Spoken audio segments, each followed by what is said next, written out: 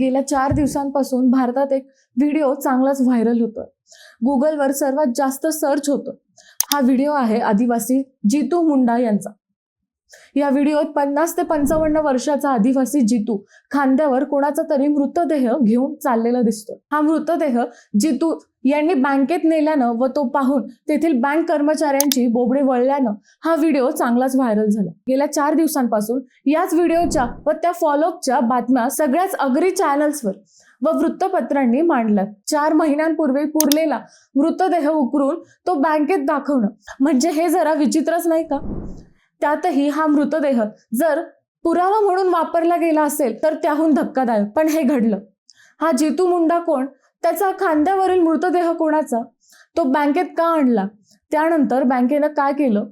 त्यानंतर सरकारनं काय केलं? अशा सगळ्या बातम्या गेल्या 4 दिवसांपासून सुरू आहेत. आज आपण हाच व्हायरल व्हिडिओ व त्यामागील सत्य जाणून घेणार आहोत. नमस्कार, मी मैथिली आणि आपण पाहत आहात अहिल्यानगर लाईव्ह 24 राष्ट्रीय घडामोडींचं परफेक्ट अनालिसिस. भारतातील ओडिसा हे आदिवासी बहुल राज्य. याच राज्यातील केओंझर मधील सोमवारी एक धक्कादायक घटना घडली.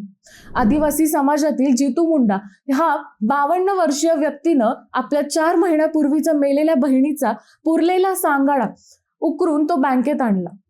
विशेष म्हणजे जितूनं तब्बल 4 किलोमीटर पायी चालत हा सांगाडा बँकेत पोहोचवला. रस्त्याने येणाऱ्या जाणाऱ्यांनी तो पाहिला आणि प्रत्येकाच्या काळजात धस्स झालं. हे नेमकं प्रकरण काय हे जितू मुंडा बँकेत गेल्यावर समजलं. जितू मुंडा यांच्या खांद्यावर असणारा मृतदेह हा त्यांची मोठी बहीण कालरा मुंडा हिचा होता.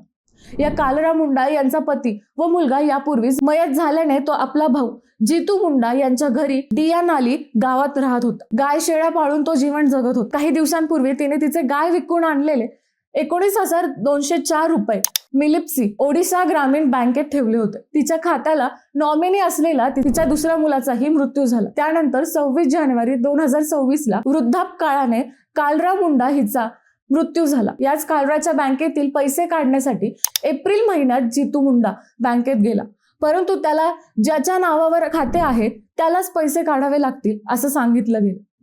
त्यानंतर पुन्हा जितू मुंडा बँकेत गेला. त्यांनी आपली बहीण कालराईचा मृत्यू झाल्याचं बँकेतील अधिकाऱ्यांना सांगितलं. परंतु बँकेतील कर्मचाऱ्यांनी त्याचं डेथ सर्टिफिकेट आणण्यास जितू मुंडा यांना सांगितलं. वारंवार बँकेत चक्रा मारूनही आपल्या मृत बहिणीच्या खात्यातील पैसे बँकवाले देत नाही म्हटल्यावर अशिक्षित जितू मुंडा संतप्त झाला. गेल्या सोमवारी त्याने आपल्या बहिणीचा पुरलेला मृतदेह 4 महिन्यांनी उकरून काढला. तो घेऊन पायी 3 किलोमीटरवर असलेल्या बँकेत घेऊन गेला. बँकेच्या वरांड्यात तो मृतदेह ठेवून त्यांनी पुन्हा बँकेत जाऊन आपल्या बहिणीच्या खात्यातील पैशांची मागणी केली. आता मात्र बँकेचे कर्मचाऱ्यांचा घाम फुटला. त्यांनी तत्काळ पोलिसांना या प्रकरणाची माहिती दिली. पोलीस आल्यानंतर सगळं प्रकरण नीट समजून घेत त्यांनी जितू मुंडा यांची समजूत घातली. बँकेतील पैसे निघतील असं आश्वासन दिल्यावर जितू मुंडा यांना पुन्हा आपल्या बहिणीचा मृतदेह जिथून काढला तिथेच नेऊन पुरला. याच घटनेचा व्हिडिओ सोशल मीडियावर आला आणि तो भारतभर व्हायरल झाला. पोलिसांनी दिलेल्या माहितीनुसार जितू शिकलेला नाही, तो आदिवासी जमातीचा आहे आणि बँकेच्या कायदेशीर प्रक्रियेबद्दल अनभिज्ञ आहे. स्थानकाचे प्रभारी निरीक्षक किरण प्रसाद साहू यांनी सांगितले की जितूला कायदेशीर वारस आणि नॉमिनी म्हणजे काय हे माहिती नाही. बँक अधिकारीही त्याला मृत व्यक्तीच्या खात्यातून पैसे काढण्याची प्रक्रिया समजून सांगू शकले नाही.